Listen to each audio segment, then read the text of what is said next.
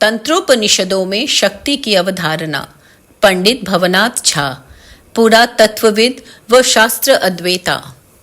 विस्तार के अर्थ में तन धातु से तंत्र शब्द की व्युत्पत्ति होती है, अतः इसे वेद का विस्तार माना गया है। अथर्ववेद तंत्र के लिए प्रसिद्ध वेद है, जिसमें विभिन्न प्रकार के लौकिक प्रयोगों के द्वारा चमत्कार दिखाने की विधि वर्णित है। लेकिन ऐतिहासिक दृष्टि से ईसा की 10वीं शती तक आते आते तंत्र साहित्य एक दर्शन के रूप में विकसित हो गया है। लौकिक चमत्कार प्रदर्शन से ऊपर उठकर तंत्र की धारा में मोक्ष पाने के लिए उपाय भी खोज लिए गए हैं। अन्य आस्तिक दर्शन की तरह ही इसमें भी ब्रह्म, माया, ईश्वर, शक्ति, संसार आदि की दार्शनिक व्याख्या की गई है। इस प्रकार तंत्र एक दार्शनिक धारा के रूप में व्यवस्थित हो गया है। यही कारण है कि उपनिषद ग्रंथों की शैली में अनेक ऐसे उपनिषद लिखे गए जिनका वर्ण्य विषय वेद न होकर तंत्र है।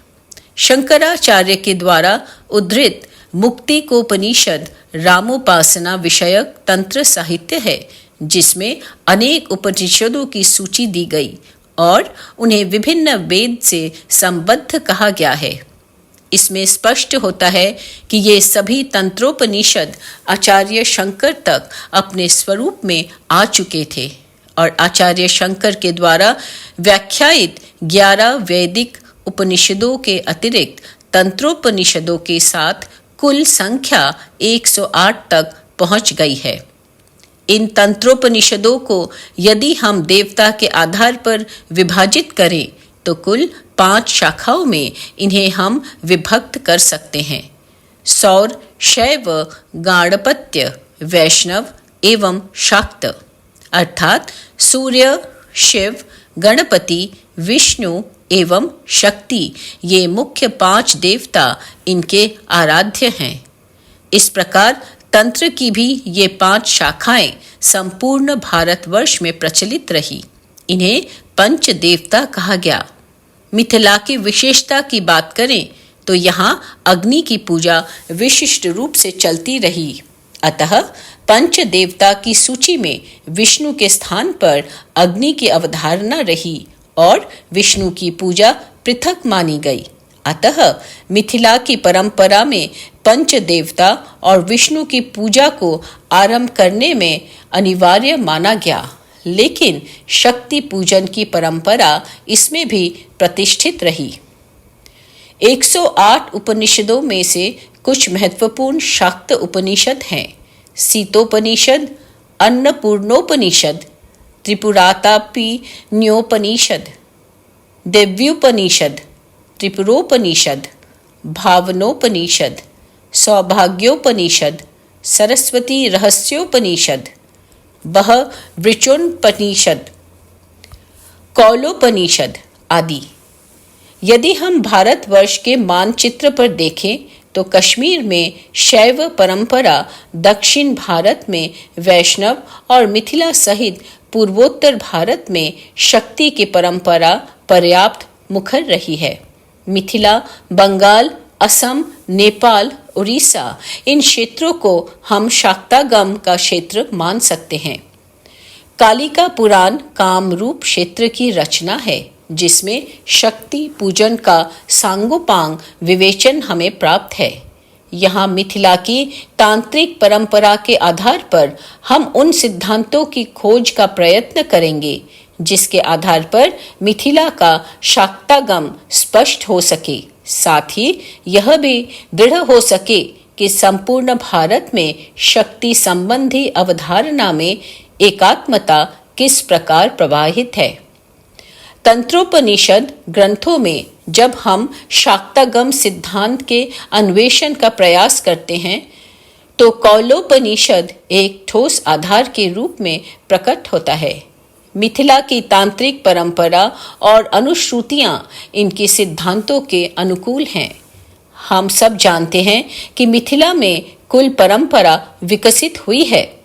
यहाँ कुल शब्द का अर्थ परिवार नहीं होकर विशिष्ट अर्थ में प्रयुक्त है और यह तंत्र की एक विशिष्ट धारा का द्योतक है। इसी विशिष्ट शाक्तागम की परंपरा का ग्रंथ है कौलोपनिषद।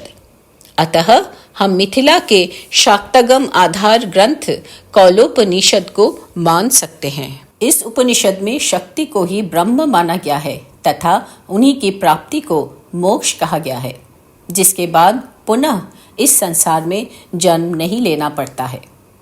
इस कौलोपनिषद में कुल की परिभाषा को स्पष्ट किया गया है कि इस परंपरा के प्रवर्तक शिव हैं और त्रिपुर सुंदरी के सांभवी रूप में देवी कुल परंपरा की अधिष्ठात्री हैं।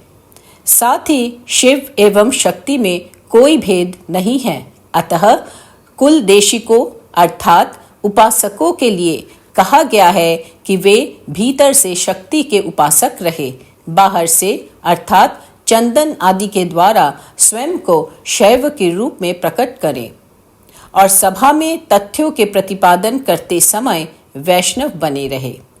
अंतः शाक्तः बहिः शैवाः सभा मध्ये तु वैष्णवाः। कौलोपनिषद के दक्षिण भारतीय भाष्यकार भास्कर राय ने इसकी व्याख्या करते हुए कहा है कि भीतर से शाक्त बने, बाहर से शैव बने, समाज में वैष्णव बने, यद्यपि स्वयं को प्रकट न होने दें, यह पहले कह दिया गया है। फिर भी क्या करना चाहिए यह कहते हैं। शक्ति की उपासना करते हैं, यह केवल मन में रखना चाहिए। यद्यपि शाक्त के लिए कहा गया है कि कुचंदन, मिट्टी का चंदन अथवा रक्त का चंदन, इससे भौवे के बीच में बिंदु शाक्तों के लिए चंदन है। तथापि विभूति धारण करना आदि जो शैव के लिए चिन्ह कहे जाते हैं उसे ही धारणा करें, क्योंकि शिव एवं शक्ति में कोई भेद नहीं है। कहा भी गया है कि गोपियों के नयन का अमृत के रूप में विष्णु मुझे ही प्राप्त करते हैं। इन वचनों से परम शिव की शक्ति से अभिन्न त्रिपुरा सुंदरी के रूप में प्रकट होकर आकृति धारण करने की बात से सभाओं में विष्णु का नाम लेकर विष्णु के उपासक के रूप में ही स्वयं को प्रकट करें, यही तीनों सूत्रों का अर्थ है। इसीलिए विष्णु, शिव एवं शक्ति, इन तीनों में उत्तरोत्तर अधिक फलदायी तथा अधिक रहस्यात्मक होने की बात रहस्य नाम साहस में कहा गया है। अंतः शाक्तः बहिष शैवः लोके वैष्णवः अप्राकट्येपि कर्तव्यतामेव विवृणोति। शक्ते रूपास्तिरन्तः करणैकवैद्या कार्या कुचन्दनेन शाक्तानां भ्रूमध्ये बिन्दुरिष्यते इति चिह्नानि विदितान्यपि विभूतिधारणादि शैव चिह्नराच्छादितान्येव कार्याणि। शिवस्वापि शक्त्यभेदात् मामेव पौरुषं रूपं गोपिका नयनामृतम् इत्यादि वचनेन विष्णु स्वस्वरूपस्य परशिवा विरोध त्रिपुर सुंदरी प्रकट रूपांतरात्मकतया सभासु विष्णु नामोभ्रेडनादिना विष्णु पास्तिमेव प्रकटयेद इति सूत्रत्रयार्थः।